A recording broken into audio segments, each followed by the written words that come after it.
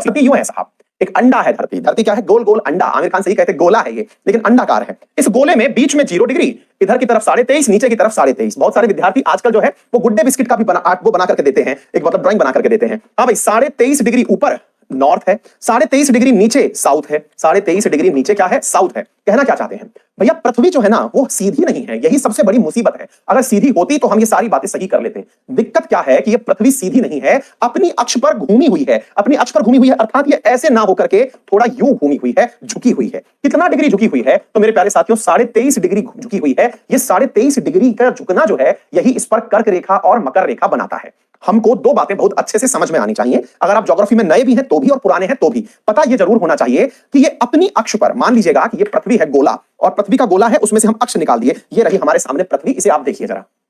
अब इस पृथ्वी को देखने का प्रयास करें। हमने इस ग्लोब को ना अभी आपके सामने एकदम सीधी पृथ्वी के रूप में दिखाया हुआ है। हम कह रहे हैं कि ये यों घूम जाए।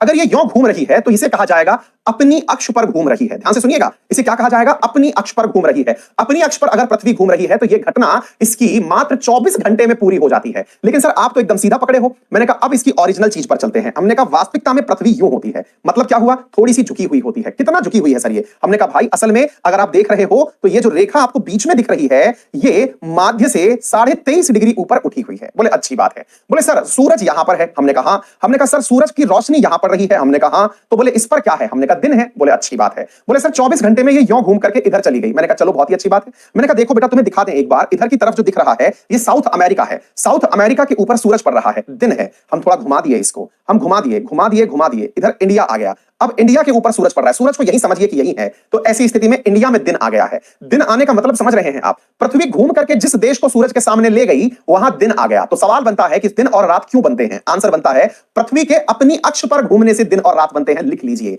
दिन और रात क्यों बनते हैं? पृथ्वी जब अपनी अक्ष पर घूमती है, जो कि 24 घंटे में ही घूम जाती है, तो साहब दिन और रात बनते हैं। बहुत ही अच्छी बात है सर। दूसरा क्या बताना चाहते हैं? मैंने कहा सूरज यहां था, पृथ्वी थोड़ा और आगे वाली निकली। क्या करी? वो केवल यों ही नहीं घूमी, वो इसके अलावा यों घूमते घूमते चारों तरफ चक्कर और लगाने लगी। मतलब आप इसको यों समझिए कि ये यों तो घूम ही रही है और ये इसके चारों तरफ चक्कर और लगा रही है।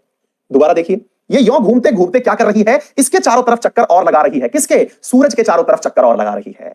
मेरे प्यारे साथियों इसे रेवोल्यूशन कहते हैं। रोटेशन खुद की अक्ष पर था, रिवॉल्वेशन इसका अपनी अक्ष पर है। और यह घटना मेरे प्यारे साथियों पूरी होती है कितने दिन में? 365 दिन, 0.25 दिनों में पूरी होती है। 365.25 डेज में पूरी होती है। एक दिन में कितने घंटे होते हैं? एक दिन में, एक डे में घंटे होते हैं 24 घंटे। तो आप बताइए 0.25 डे में कितने घंटे होंगे? आंसर है 6 घंटे। ऐसे ही 0.25 अगर 4 बार मिल जाएं तो आपका मेरे प्यारे साथियों एक पूरा दिन बन जाता है, अर्थात 24 घंटे हो जाते हैं। मेरे प्यारे साथियों यही कारण है कि जो दिन अभी आप लोगों ने 21 तारीख देखा, 21 दिसंबर देखा, वो 4 साल बाद, क्योंकि एक साल की वजह से 0.25 दिन बढ़ रहा है, तो 4 साल बाद वो एक दिन बढ़ जाएगा। मेरे प्यारे साथियों वहीं से आपको कंसेप्ट मिलता है जिसे आप लीप ईयर कहते हैं। जरा बोलिए लीप ईयर क्या है? ये शब्द समझ में आया अथवा नहीं आया? लीप ईयर क्या हुआ कि मेरे प्यारे साथियों 4 साल में 0.25 अगर 4 बार बढ़ा तो क्या बनकर के आ गया? लीप ईयर बन के आ गया। यही कारण है कि जो आप लोग इस साल 21 दिसंबर को देखे सबसे छोटा दिन, वो असल में कभी 22 दिसंबर भी हुआ है।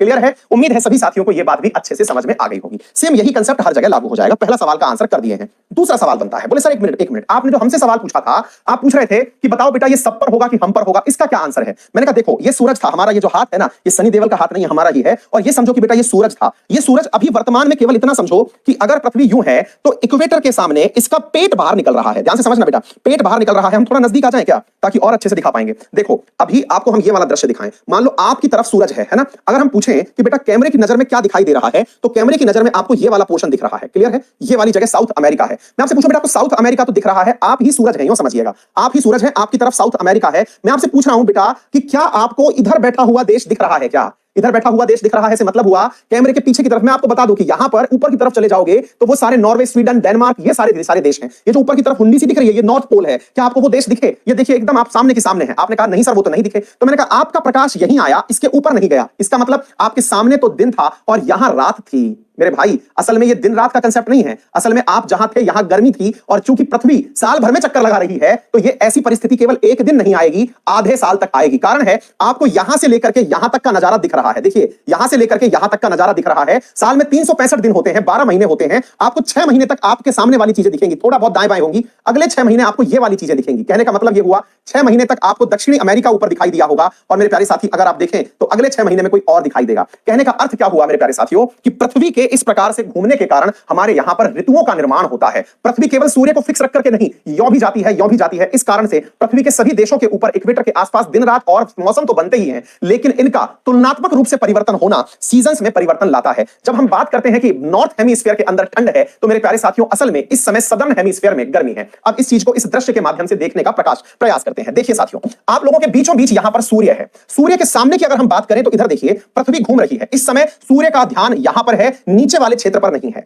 ये घूमते घूमते यहां पहुंची, सूर्य का ध्यान यहां पर है। ये घूमते घूमते मैं ABC लिख देता हूं, ध्यान से देखते चलिएगा। ABC लिखता जा रहा हूं, ABC लिखता जा रहा हूं, ध्यान से देखिए। ये A, ये B, ये C, ये A, ये B, ये C। मैं एग्जैक्टली ये सारी बातें लिख रहा हूं, A, B, C। अब आप देखिए वर्तमान में इसकी नजरें A पर हैं, यानी कि जब सूर्य की रोशनी डायरेक्ट A पर है तब ये एक सीन है। मेरे प्यारे साथियों ये है हम, और हमारे पास है गर्मी, और ये है जून 21 की घटना जब हमारे ऊपर सूर्य की रोशनी आ रही है। पृथ्वी चक्कर लगाते हुए यूं आई, ध्यान से देखते जाइए, देखते जाइए। इस समय बराबर प्रकाश यहां भी पड़ रहा है, यहां भी पड़ रहा है। मेरे प्यारे साथियों ये 21 मार्च की घटना है, ये सॉरी जून 21 सितंबर की घटना है, और जब ये ऊपर की तरफ गई तब भी इक्वेटर पर बराबर प्रकाश पहुंच रहा था, तब ये 21 मार्च की घटना है, ये इक्विनॉक्स हो गई। अब घूमते गए घूमते गए घूमते गए, अब आपकी नजरों के सामने सी है, ए थोड़ा पीछे जा चुका है, अब यहां पर गर्मी है। मेरे प्यारे साथियों ये विंटर सॉलिसिटाइज है, ये नीचे की तरफ साउथ अमेरिका है, ऑस्ट्रेलिया है। यहां तो इन दिनों गर्मी है और हमारी तरफ इन दिनों सर्दी है, जिसे हमने विंटर सॉलिसिटाइज कहा। उम्मीद है सभी साथियों को ये प्रॉपर तरीके से बात समझ में आ गई होगी। अगर आ गई हो तो बहुत बढ़िया है भाई। तो कल ये घटना भी हुई थी जिसके कारण आप लोगों ने ये दृश्य देखा। ये सारा की सारा अब एक बार और नजारा यहां पर भी क्लियर कर लीजिए। दिसंबर में क्या हुआ, जून में क्या हुआ, मार्च में क्या हुआ।